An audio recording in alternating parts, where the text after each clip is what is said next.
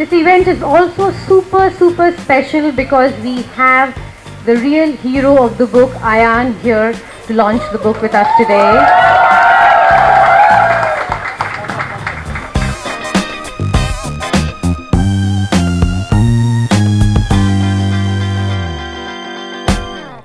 First of all, thank you everyone for coming here this evening. Thank you so much. I want to start by thanking a few people. Without them, this book wouldn't have been possible. First of all, Mr. Hussain Zaidi, the man who relentlessly pushed me week after week, month after month, after I came back from Canada where he was being treated. And I remember what Hussain told me. He said that, you've been through this as parents, this information that you've had, that you've got on your side. If one family, one parent, if one child fighting cancer can have this information on his or her side, it will be battle won for all of them and for you. And also Bilal, my partner in crime, I wouldn't have been able to do it without him. He really pushed me dig down into those painful memories back in 2014 in January and document them in this book. So thank you, Bilal.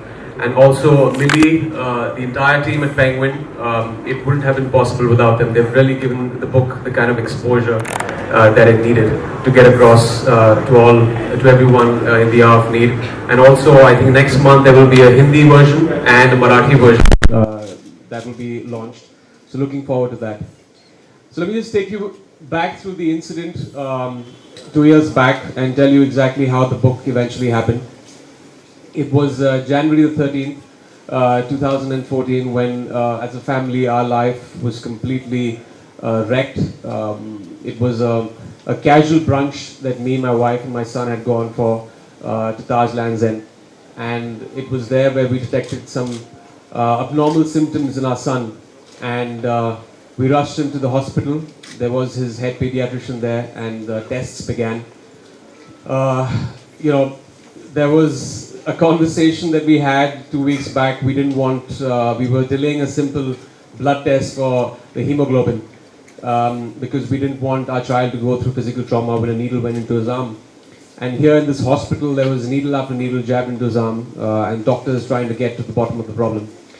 Anyways, that nightmarish of a day ended. We went back home and I went onto the internet to do my own research.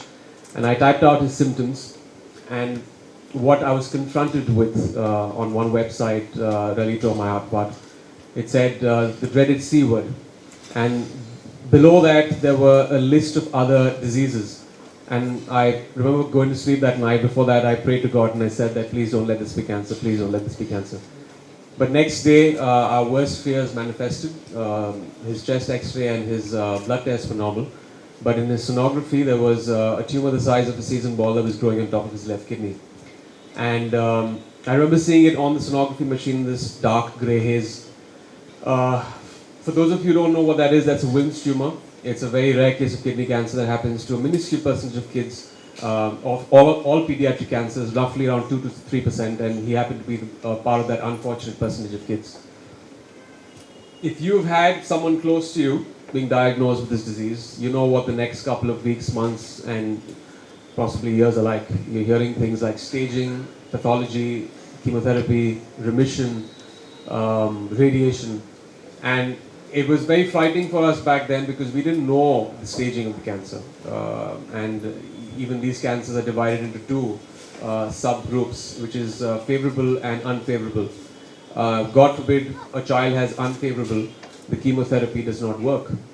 But God was, I guess, very kind. In the next week after the surgery, we realized it was a favorable cancer. And we as parents and family, we fought hard for 7 months. We took him to Toronto for his treatment, chemotherapy.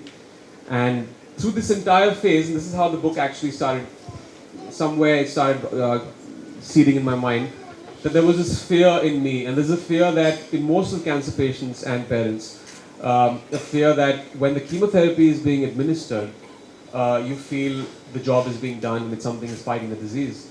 But what happens once that stops? Doctors and oncologists didn't give me the right answer. They didn't give me the answer I wanted to hear.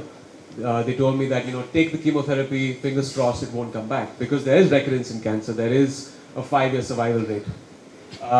So I started doing my own research, and turned out some great information which was going to help us out was that roughly 90% of cancers were lifestyle related, and a small percentage of cancers were genetic, which means that we could have fought this, we can fight it, and there are a lot of things that come into play. There is obviously lifestyle is what, when you come to cancers, when you come to terms with why cancer happens.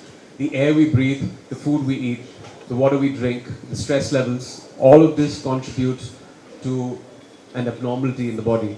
And we put Ayaan on a very, very good diet. He's probably the only 6-year-old who has a vegetable smoothie. I can't have it.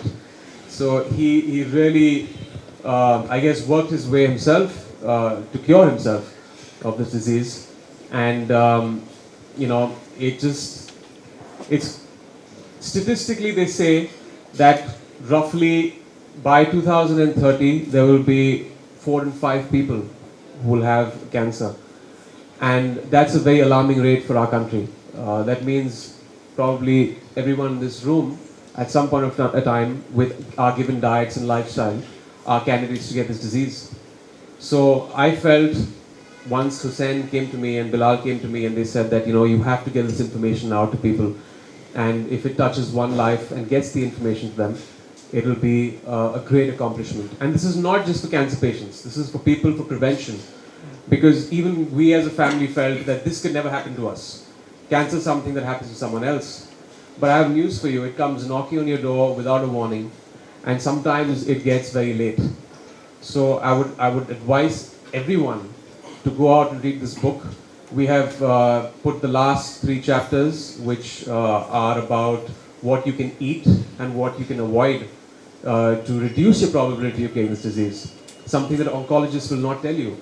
I have nothing against them. They have saved my son's life because chemotherapy was given to him. But the fact is that food does not come into their domain. It cannot be patented.